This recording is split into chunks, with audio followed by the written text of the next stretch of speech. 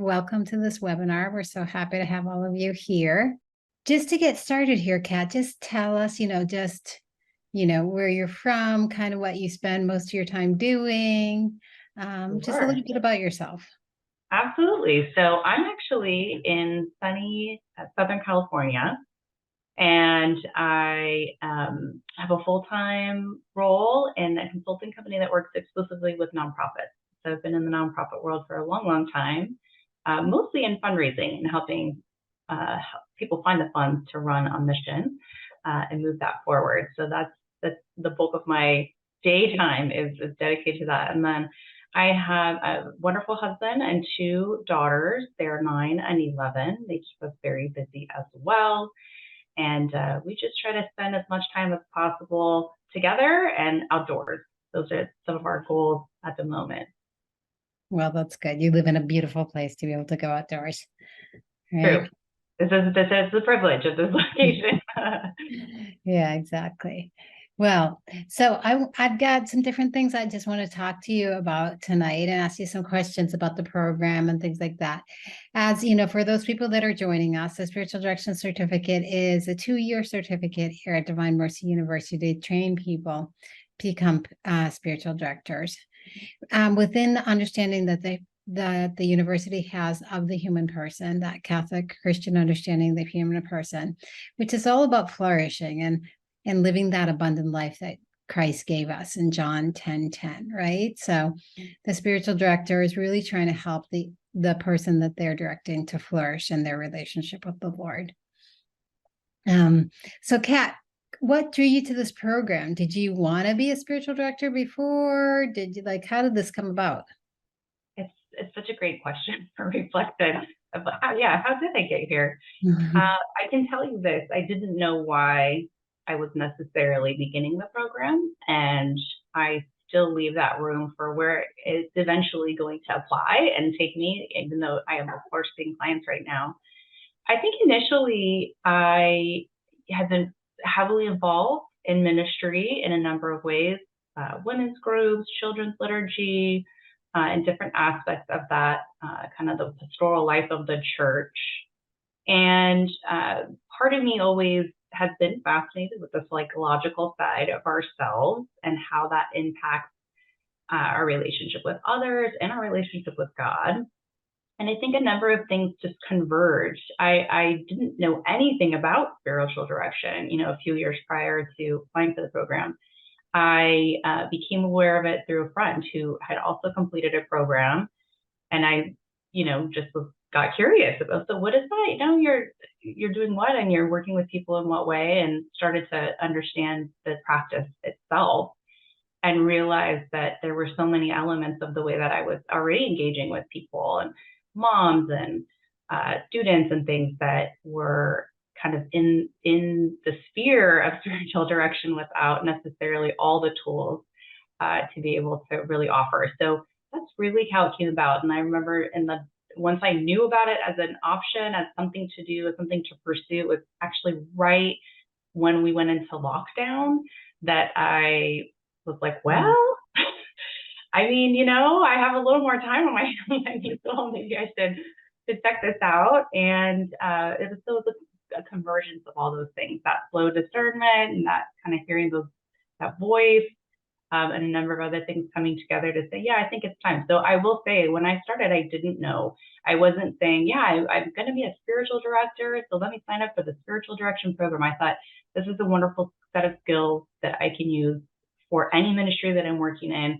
And if that's where God takes me with it, so be it. Let's just find out. Let's just take the lead. So Wow, that's a great example, because I think there are some people that really feel like convicted that they're called to be a spiritual director, but it's true. Like even the program itself, we try to have that space for you guys to kind of figure out.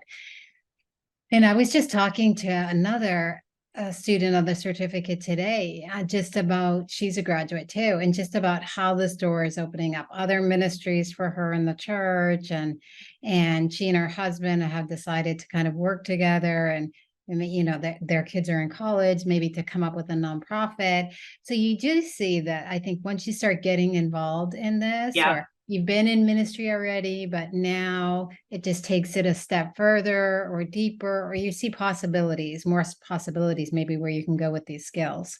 Yeah, it's a different dimension of probably some of the things that you all may be doing already. Absolutely. Mm-hmm. Interesting.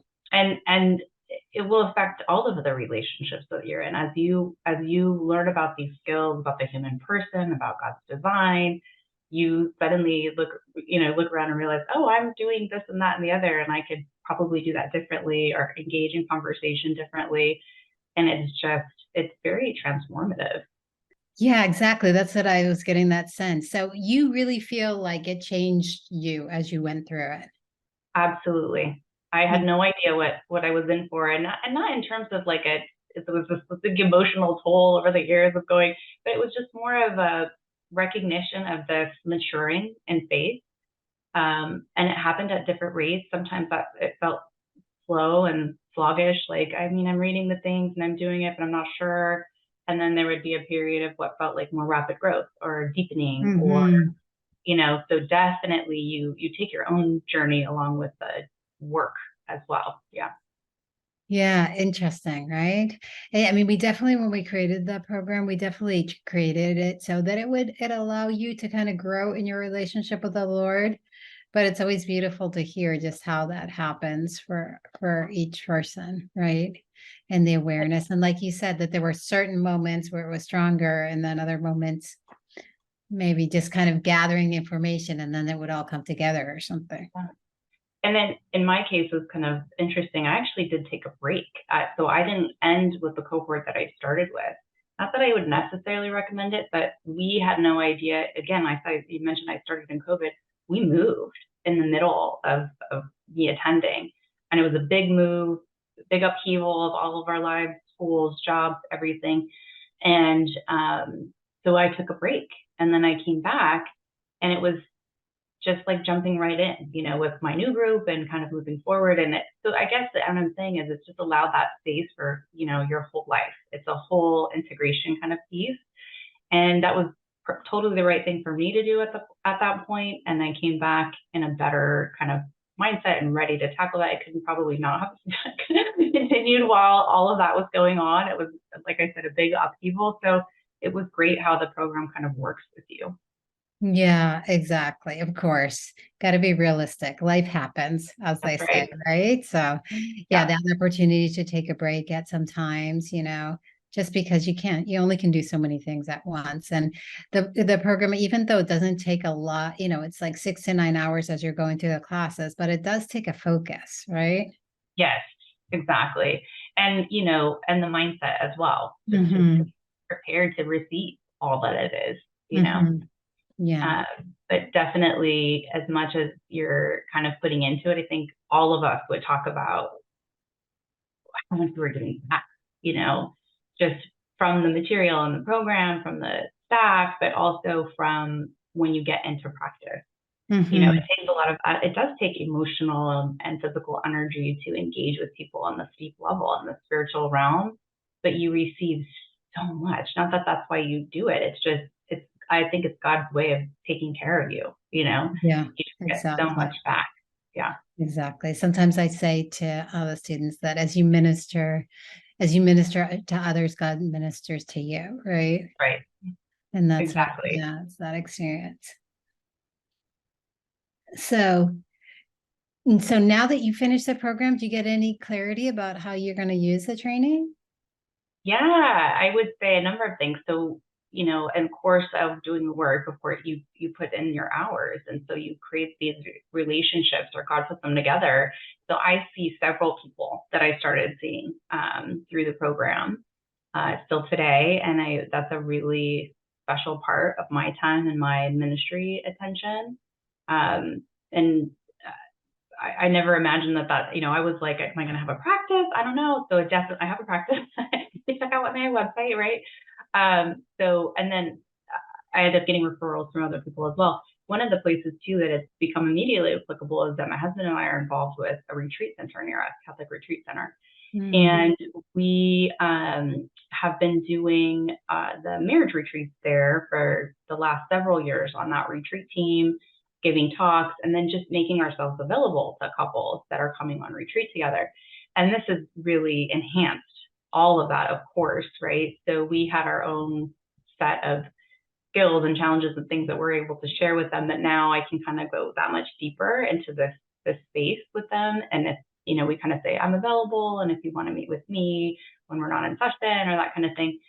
And then that expanded into being part of the regular spiritual direction team at the retreat house, because they're having retreats all the time, and they offer, you know, do you want to sign up during these hours while you're on retreat and meet with the spiritual director? So I was immediately able to kind of slide right into that. And they were very anxious to have more lay people, trained lay people, to be able to come in and help with those programs, because there's a huge need for this. There's a really growing desire for this type of spiritual oversight and partnership. You know, priests are overwhelmed with needs and requests of the church and parishes. So things like this don't always get attended to, and or people aren't sure that it's available, but there's a definite need there. So it's become immediately applicable in a number of ways. So neat.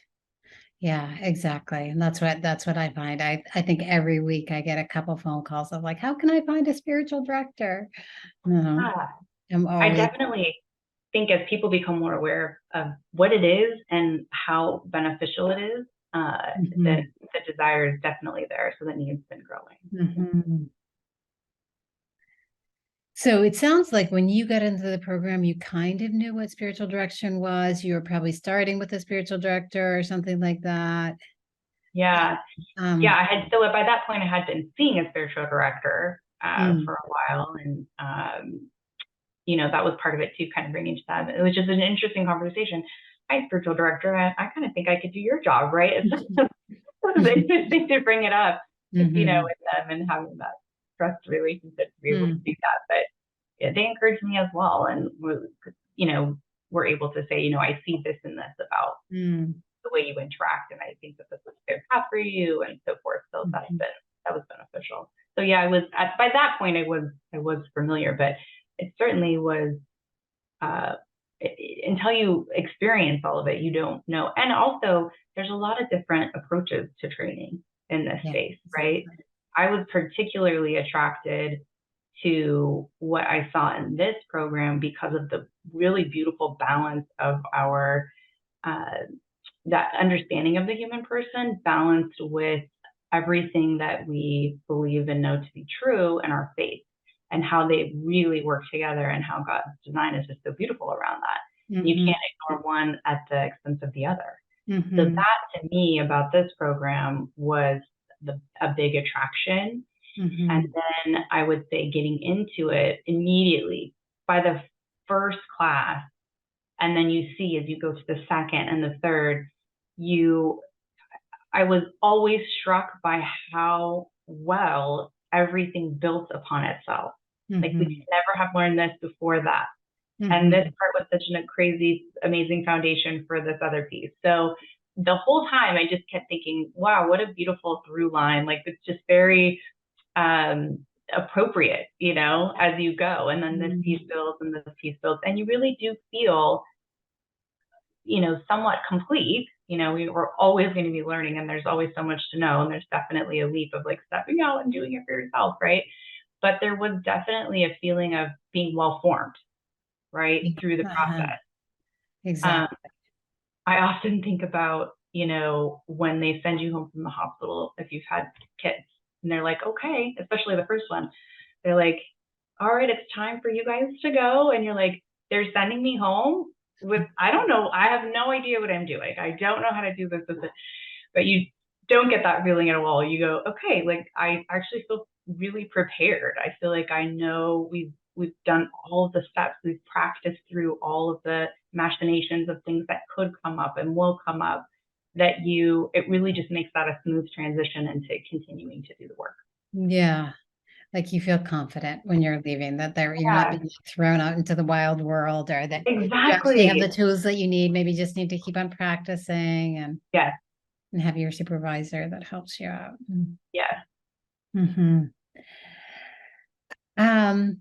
So what's something that you discovered through the certificate about spiritual direction that maybe you didn't know before? Is there anything that stands out to Ooh, mm, everything now. So many you? things. I think for me, there's every time I sort of discover a system, a set of guidelines, um, to solve a particular problem, it's always incredibly helpful. And you go, why didn't I never think of this before? Why didn't I see this before? So even just such a simple thing as what is listening and what are the components and what is that really like, right? To be able, I mean, I remember learning that piece of things and practicing the skills and going, this will change the rest of my life. If I do nothing else, if I take no other classes, if I don't continue in the spiritual, this, set of warnings is that significant.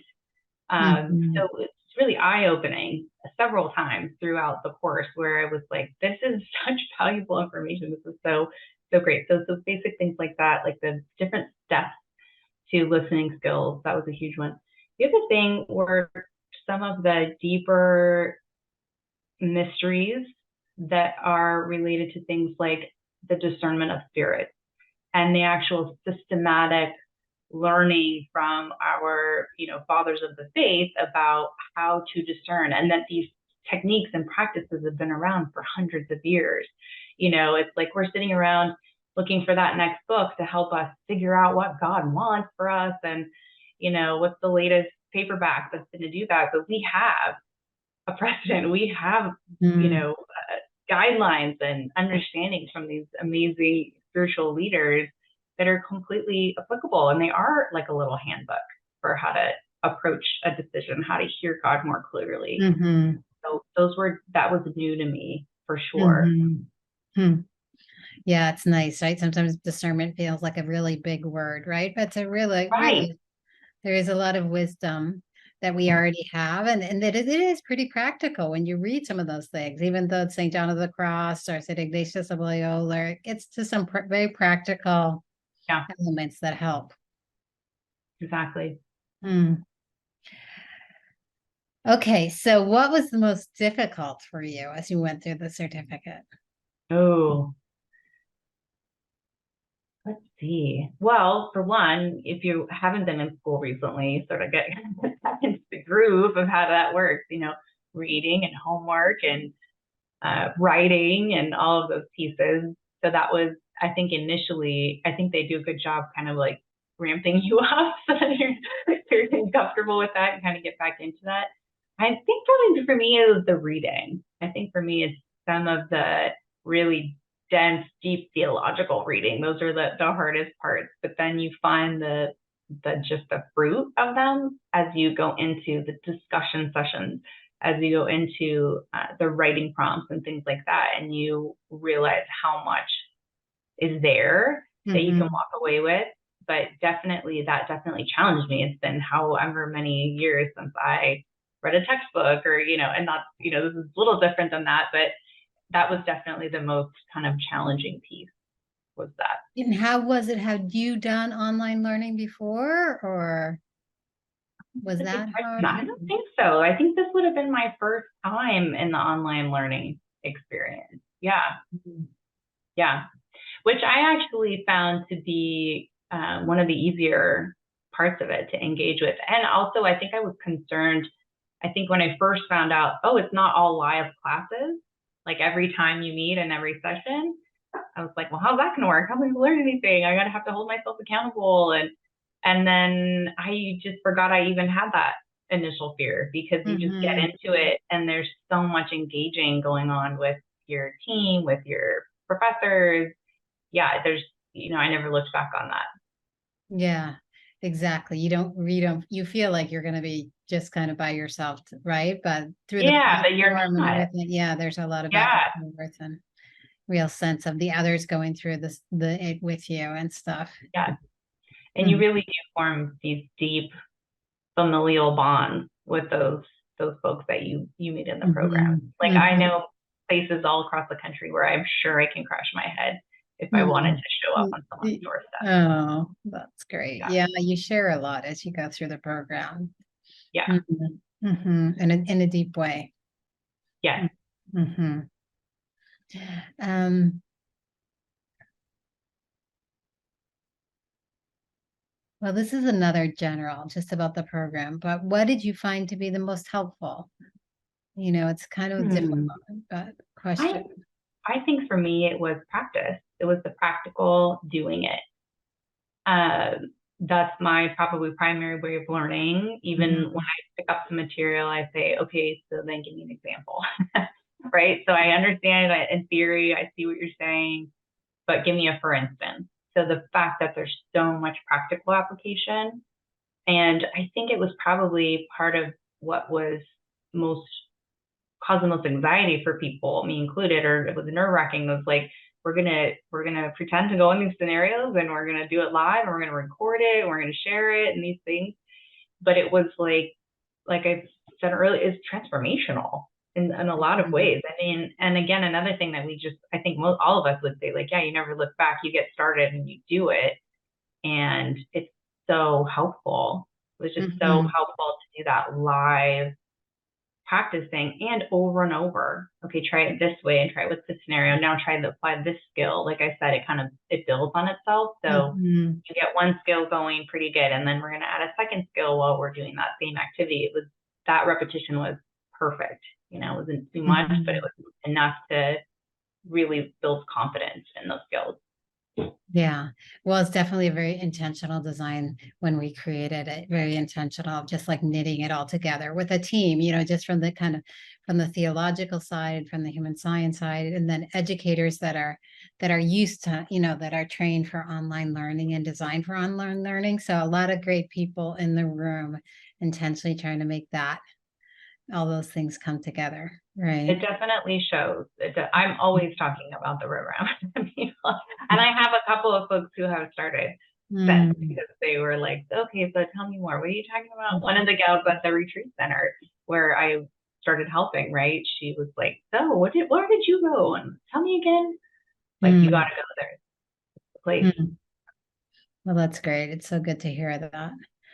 Um, so there's a question here. Let me see what they're asking, see if we can answer it for them. Can you provide an example of spiritual direction that you provided that stands out for you?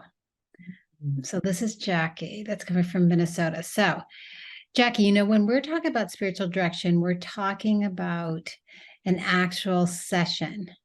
So every person brings different things to sessions and things like that. So it's not just giving someone spiritual advice, it's actually a relationship that you get into someone and you meet with them with a certain frequency and you develop that relationship. So really every session is different because it's really what the person brings, right? Yeah, Kind of where they are with the Lord at I that think time. one way to answer it is not about a specific one, but more about what you see over time, Mm-hmm. and you really do see the fingerprints of God just working in the life of that person. Mm-hmm. Um, and it's dangerous to measure in terms of, linear, like they went from here to here, or things like that. But it's a lot more about unfolding. And you really do get this privilege of being a witness to that. God just unfolding someone and deepening Mm-hmm. in their heart. And so that, you know, it's, it's incredibly fulfilling. And it's really humbling to be witness to that. Yeah, it is. And the gratitude that people have for that service. I'm always amazed at that. I'm a spiritual director myself, just how grateful they are for that listening, that sitting with them, that deepening. Yeah, I have to tell you too, the retreat work is interesting because typically you do want to be in this consistent monthly, hour-long Mm-hmm. relationship that has the time and space to evolve. In the retreat world, you're having maybe a half an hour of just Mm-hmm. showing up and being, and you may never see this person again, and the amount of things, the amount of just the weight that people are carrying and are just desperate to let go of is Mm-hmm. unbelievable, and Mm-hmm. to be, especially in those scenarios, I always get goosebumps. It's, people need someone to listen Yeah. so often, Exactly. so often. They just need someone to listen. And Mhm. it's different than, obviously it is 100% different than confession, but I think in some cases it feels a little bit like in this retreat scenario where they kind of want to put a bunch out there, but it's just that they haven't ever felt comfortable that they can do that, right? So Yeah. in this Mhm. slightly this different kind of relationship over here, and for them it's slightly different, but we know it's very different, but Mhm. they're just comfortable enough maybe to kind of put more quickly in this moment because they feel like it's this opportunity that they have that's kind of fleeting Mhm. to be able to do Mhm. that. So it's, like I said, it's very humbling. People really just desperately want to be listened to. Mhm. And like you said, I think that confidential nature of the Mm-hmm. relationship, the confidentiality around it, and even among you as classmates, I was thinking about that. When you guys Yeah, are sharing as classmates, you're always doing that, that commitment to confidentiality, right? So that, I think it does also help. It does create a safe space so that you can share and not have to be worrying about like where this information might be going or anything like that. right. That's right. And then they can have the opportunity to encourage them Hmm. now that they've kind of let something out to seek reconciliation or to, Yeah. whatever it else might be. It's almost like I feel a little more harmless as this person I'm never going to see again. Yeah, you know? exactly. You can give Yeah. them that. And sometimes just having it spoken it once, then it makes it much easier for them to say Yeah. it maybe to the Yeah. person that they need to talk about with. So The that's first time beautiful. that you see someone's burden list, I mean, it's physical, it's visual. Even in your practice with your cohort, there's always something real there, right? Hmm. Arrows may start meet up, but there's always something real there. And that first time you just can see the lift in someone, you're witnessing an act of God, right? It's just a beautiful ministry to be involved in. Hmm. Yeah, exactly. Well, I always remind people it's a spiritual work of mercy, right? Console the doubtful, encourage. Like when you look at those spiritual works of mercy, you see that. There's some more questions here. So let's see. Um, well, so how often do people begin this program and realize that it's God is not calling them? I don't have the skills. So great question, Mary. Um, so we have a retention rate of about 85%, right? So that means 85% of the people that begin the program end it. So that gives you a sense. Of course, some people, it's not that everyone drops out because they feel like they don't have the skills or they're not called for it. Might be financial reasons or just life situations, but there's definitely space. And there are people that started and realize, and walk away maybe after one course or two course, but hopefully walk away with a greater knowledge of themselves or even of the ministry of spiritual direction. Um, So Lisa was asking, how often are you providing spiritual direction on a weekly basis?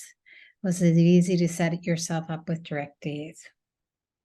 I don't, well, like weekly basis, I only give spiritual direction on a weekly basis when I'm bringing someone through the 19th annotation or spiritual exercises in daily life. And if the question is about how many clients would you have per week that you're seeing on a monthly Mm, basis, yeah. one of the great things about the program is that they cover almost everything that could possibly happen. So at a certain point, they actually walk us through creating your own plan for what Mhm. works for your life, what works for your ministry. So each of us divides a plan, like this is how many I could see per week comfortably. These are the hours that I will probably see people. This is the balance that I want to have with my family responsibilities. So it varies by person. For some people, this Mhm. is their day job. This is their work. This is how they Mhm. sustain. So they may be seeing several people a day, each day. Mhm. Usually, there's some general limits they kind of shared with us about you would want to go over this. You just emotionally couldn't carry all of that. But so it's different for everyone. So for me, I'm seeing about 4 currently right now. And I have them almost all in the same week of the month. So it's an interesting, I think I have 3 in the first week of the month and 1 in the second. So it's all front loaded. And then I have a few weeks where I don't have anything going on in that side of things. And then it comes back again the next month. So that's currently what works for me, having my full-time job and everything else. It's just right. Yeah, that sounds great. Yeah, I've got my full-time job and I probably see about 6 people a week. With, tucking them in different places. Yeah. But anyway, it's kind of what I dedicate myself to. So, and so Lisa was saying, was it easy to set yourself up with directees? Yeah, so I would say yes and no. I think people were connected with directees in different ways. I was actually fortunate that someone who was in my area was referring people to me. Someone in my program who lived not too far from here, he was referring people to me that he was already seeing in a different way. Like he already is engaged with them, like in Bible studies or other things. So he wasn't going to then personally see them in this manner. So he would refer them to me, which was great. So I got a lot of contacts through that. And you also look to every, all of your, what's available to you. So my parish, I went to my parish and I said, here I am, and it's time for me to do my practice hours. And I've been, kind of approved to at least move into that phase of things. So if you can refer anybody to me, I talked to the retreat house and I said, hey, if there's anything I can come and volunteer at, I'll be happy to volunteer if you're comfortable with that. So people kind of found people, I think, in different ways. So I wouldn't say it was too difficult, but you do have to kind of create a plan, like where will I find these different people? And then there's some people in our program or in my cohort that were already seeing people and they just didn't have this particular formal training. So some of those just moved right into now applying all of these particular skills. So number of different ways. Yeah, that's true. So another person's asking just about like paying for it. Like, is there a way to approach maybe your parish or your diocese to see if they would help out? I mean, it's always worth asking. 100%. In my case, I didn't do that. I probably maybe could have done that but I was so unsure of like, how am I going to do this? So I thought, you know what, I will start. I can pay for the first class and then we'll see what happens. And then, it sort of just continued on. But I do think, especially if you will be able to provide that to that community, then it's worth saying, is there anything available to help me with this? As you know, I'm going to be here and practicing and adding, essentially extending your staff and things like that. So it's worth asking. I would say that. Yeah, I know in my parish, we're right near the university, right? And so my parish priest has told me, I've told people if they want to study this, I will pay for it for them because we need spiritual directors, Exactly. That was going to say the other model is the generous benefactor who cares about this, right? So there might be someone in your parish who would be willing to basically sponsor you to go through the program because they have the means and they know how critical it is for moving forward. So I know it's not comfortable for everyone, but you don't get if you don't ask, kind of thing. So yeah, exactly. Definitely worth exploring. There are enough people that really care deeply about making this happen. So true. And we do have on our website, although it's not like we get tons of money there, but we do have a thing where like a pop-up that allows people, if they're looking into the program or, they're just looking at it, to give. We have the SDC grant fund. So that allows people to give money to the program. And then what we do is try to distribute to people that might come to us and have a need. To want to study the program, but not have the money to do it. As I said, it's not like we get tons of money there. So, but it's, the more that people know that they can do that, that's a way also to get more spiritual directors out there. Well, I want to go on to some of the different parts of the program, but I did want to, there's one more question there. And the person's like, did you ever get, do you ever have to ask for help because maybe you feel scrupulous about something or you don't feel confident about the direction you're giving? Yeah. Well, first of all, I'm asking for help in every single session. I'm like, Holy Spirit, come here and, you do it. It's your words, take me out of the picture because I don't want to overly emphasize something that's just on my mind Mhm. So again, the program is so good at preparing you for so many potential outcomes or things that might come up. So yes, of course I ask for help. So, it's part of the practice to also be in what we call supervision, where you can take confidential summary of something that you're experiencing with someone to those who are more experienced than you and say, Mhm. here's what I'm working with. It's this kind of person around this age and they're going through XYZ. Does anyone have any good feedback for me on that? So I think prayer is the first place I ask for help, but also, yes, I'm happy to go to Mhm. supervisor to get advice and guidance. And then that third piece too is that we do a lot of preparation in the final course where you cover all kinds of scenarios for referring people out for more Yeah. significant and other kinds Mhm. of help, where it's an issue beyond what a spiritual director can really work through and influence. Um, Mhm. and so you feel really pretty capable of like when to discern, okay, this is something that will need to get referred, and here's how you would try to approach that with that person. Mhm. Mhm. Yeah, But there is a lot of faith. There is a lot of, I saw another part of one of the questions of just like, it's such a responsibility that you're holding. Like, how do you deal with that? And Mhm. you really learn throughout, it's a lot of letting go, right? If this is something God calls you to and you have the skills, you kind of have to get out of the way and let him do it, right? So it's a lot of letting go about being worried about that or about being worried about the outcome. And certainly I still go, I'm listening attentively and I maybe reflect or share something with the directee. And then I'm still trying to listen and I'm thinking to myself, why did I just say that? What am I doing? Why did I bring that up? And then you go, okay, Holy Spirit, let me let that go. Focus. Mhm. What do you have? It's okay. I'm not going to break anything. I'm not going to, God's in control. Mhm. Yeah, it's true. It can be so easy to want to problem solve with the person and be like, I should do this or do that or do right. And sometimes we can help out with some practical things like that, but that's not the majority of what we're doing, right? But it's Yeah. definitely, you just want to like give them all the answers so that they can walk away, right? But really, it's about bringing them into a deeper encounter with the Lord and allowing Him to kind of speak to them and direct them. Okay, so let's go in. I have some slides about, I think those are all the questions. I have some slides about just the residency. Well, this is what you can expect in the SDC course, that they're online courses. We do have 2 residencies that are here in Sterling, Virginia, and they started at a Wednesday evening and they end at Sunday lunch. And in fact, we're in a residency right now. I got to be at the university tomorrow morning, nice and early for that. So those are the times that we ask you to come here to get the skill training and to really be able to work, right, with you. And then there's 60 practicum hours that where you're seeing people in spiritual direction and receiving supervision. So that's what makes up those practicum hours.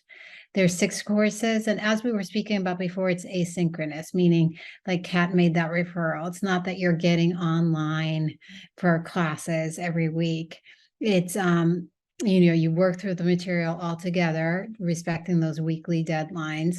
And then there's triad work. There is sometimes when you have to get online for some things, but it's not the learning is really done through the platform and all that you need, the readings, the videos, everything's there. So you can be like, oh gosh, I need to see that video again and just see it again or whatever you need to do to be reviewing that information and reading it and going through it on your own time. I wanted to talk a little bit about the residencies. What was your experience, Kat, of the residencies? Yeah. The residencies are potentially the best part of the entire program. There's so much good all around, but just being able to be in person, face to face, having such an in-depth practice with everyone, the live feedback that you get, I think was potentially really nerve-wracking at first. We were like, oh my gosh, they're gonna they're gonna tell us right now what we're doing wrong. So, but it turned out to be so just it was an accelerator. I think that's the best way to kind of do that. It was a real accelerator. You kind of head into the residency having learned a lot of things and starting to practice some things, and the residency just accelerates the whole process. You walk away so much more confident, so much more skilled after those just few days together. And then, of course, there's the social aspect of meeting everyone and being together. It was really beautiful. It was really, it was kind of like going back to camp or something, like if you stay with someone, or even if you don't, like we would often gather in the lobby together, like after classes, and eat together. We had a whole prayer night one night that just like organically happened, and it was really great. And like, you will never forget certain things. So there's just a lot about that in-person experience that was hugely beneficial, and they come at just the right time. Again, it's like, even when I was like, why are we doing this or that, it all would just like come right at the right time for the next thing you would learn. Yeah, so the picture here, you could see the groups, just, how diverse the groups are, men and women, priests, religious sisters, that's really interesting. I always enjoy that. Did you enjoy just having so many different people, different personalities? Oh, definitely. Coming from all different places, all different types of day jobs / different ministries they were involved in. And it really brings a lot of perspective too, because as you discuss the live conversation about either a reading or a skill or whatever it was, people are bringing in different perspectives that I never would have covered, or I didn't see in the reading, right? That they're coming from these other places. So they did. So yeah, we had a really diverse group. Even the cohort that I started with and the one I ended with, it was just very robust. Yeah, it is. It's a beautiful experience. So these residencies happen at the end of the third course and at the beginning of the fifth course. So you're basically doing one residency a year. And, we put you up in a hotel, which is right next to the university. And really the cost of the residencies includes everything except, I think, 3 dinners. And of course, you're traveling to get to to get here. But it is a beautiful time. And as you said, just, I guess, I think intense would be one way I would describe it, but I kind of like what was the word that you used, Kat? I like that. Accelerate. Yeah, it does. Yeah. That's what one person was saying to me. Like, it's like, it's like a whole nother course, in that one time frame. Yeah, exactly. Yeah. Exactly. Okay. Well, we've got a little bit more time, so let me take some questions before we just kind of wind up here. Let's see what they're saying. With this certification, do you have a potential for filling other parish diocesan jobs other than direction?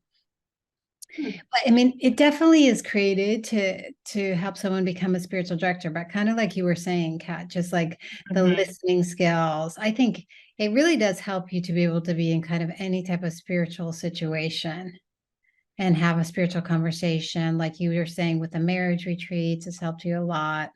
Absolutely. Yeah. Yeah, I think it's certainly, I don't know that it's the qualification that gets you a job, but it would definitely augment your skills for any pastoral role, any, service role within the parish community. Absolutely. And I think, number one, it would prepare you better than without. And number two, it may, just be additive to those roles within the parish that they're available and things like that. So certainly, yes, it could look, oh, well, this person has this whole background and they've been trained in XYZ. It definitely could be an advantage for something. Exactly. Yeah, I know, like a friend of mine, he did a spiritual direction training program, and he also works as an EMT. So now they just made him the chaplain of the EMTs in his area, and and he's doing that too, which is to be available for them for any type of confidential conversation they'd like to have or need, So, Yeah, yeah. definitely. I just had someone reach out, actually, just who knows that I've gone through this and seen people and so forth. And I haven't seen them or anything. And they said, we want to put on a women's retreat. Would you come and facilitate this and then provide spiritual Mm-hmm. direction? And I was like, yes, that sounds fantastic, but it was because they know that I've had this training that they reached out to Yeah. me. Yeah, I think retreat work has a lot to do with it. Yeah. So this is a good question. What if your heart is drawn to this, yet you realize your personality may be too bubbly for this, or you realize that people generally do not seem to take you very seriously?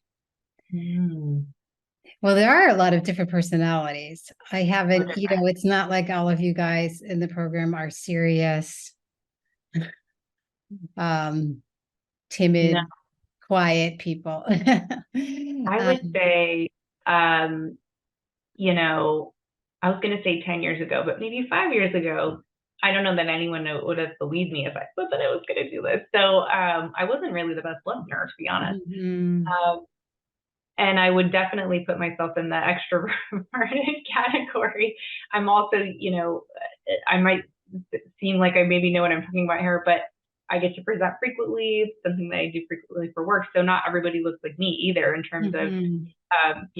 being able to come on the show and talk about what was going on, right? Not everybody would be comfortable with that, even those who are excellent spiritual directors and did really well in the program. Uh, all different types. I mean, God calls all types. I had to learn how to still myself. Me on a spiritual direction call is very different than me in my everyday life and the rest of my day. Yeah. Truly, it is seeping into the rest of my life and in the way that I engage and listen and much, bite my tongue more and listen, listen more and bite my tongue more. But it is different. So it doesn't, I don't think you should discriminate for yourself based on personality by any means. You learn skills. The skills can be anywhere. If the call is there, anyone can learn the skills, honestly. Yeah, so true. Let's see, there are in the chat. I see that they put something. Let's see about.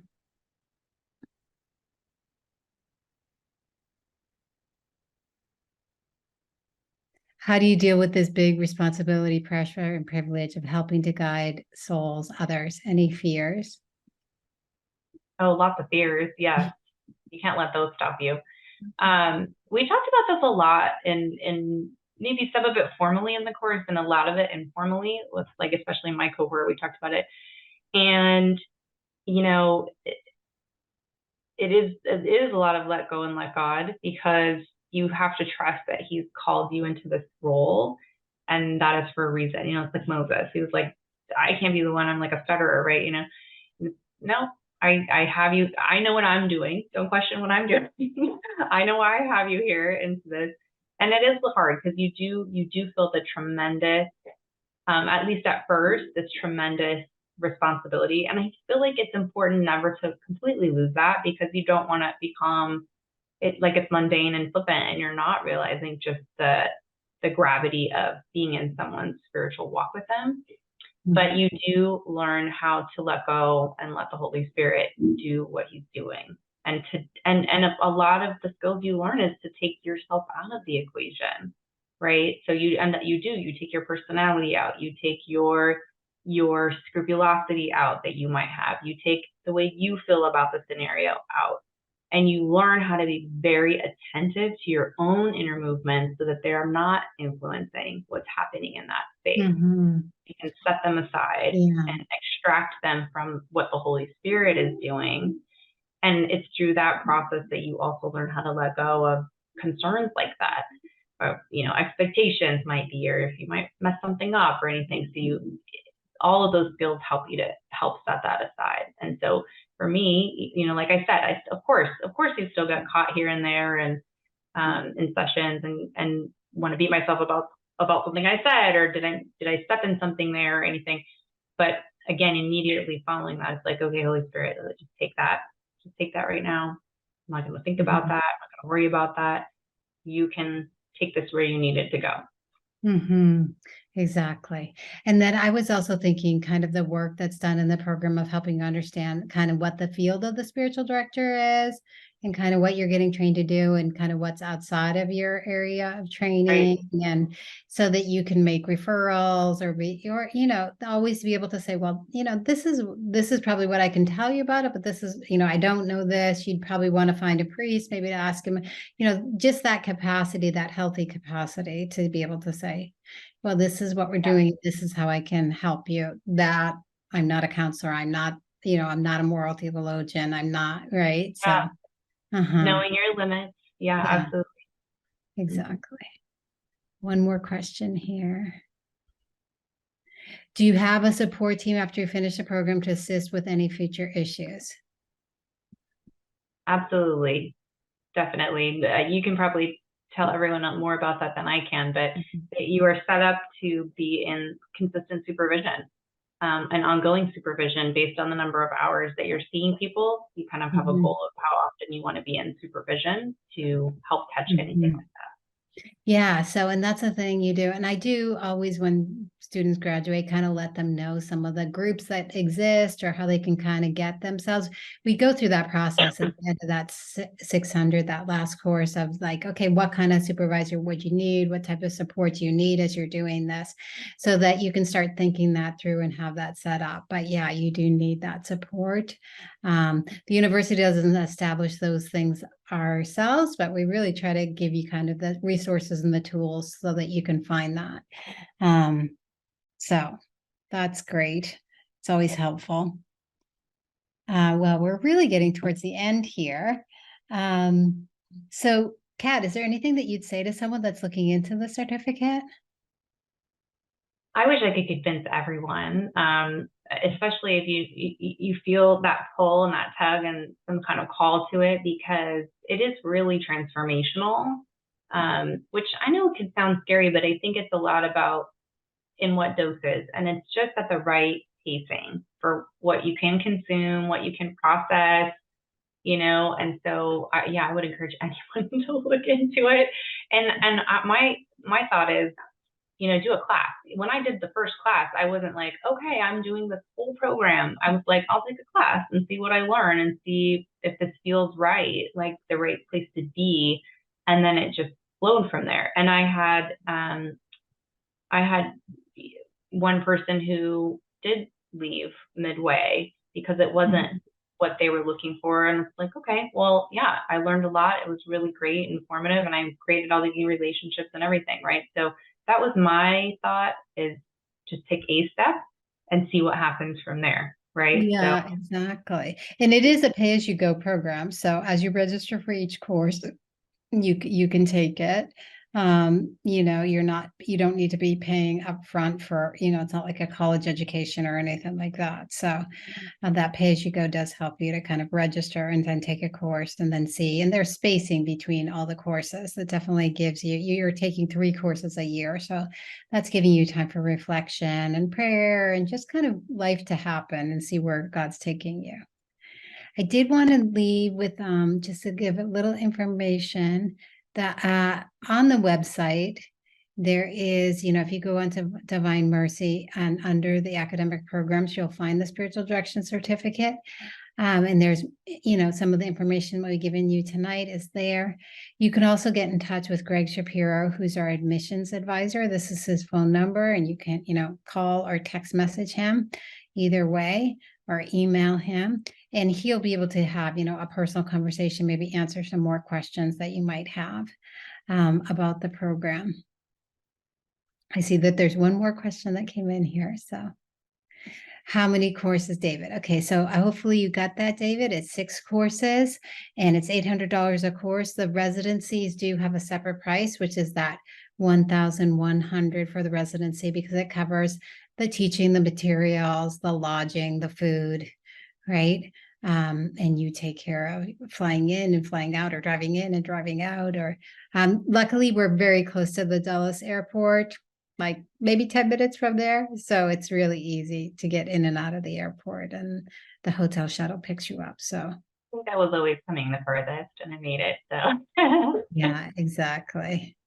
Exactly. You are coming from California, right? So, well, good, Kat. Thanks so much for this time. It's been a joy having you on, and thank you for, Absolutely. for answering all these questions and just Absolutely. sharing your experience. Yes, God bless all of you and your discernment. And I'm so excited to hear about how so many of you will be joining the program and just experiencing all that God has for you in this. Thank you. Thank you all for coming. God bless you all.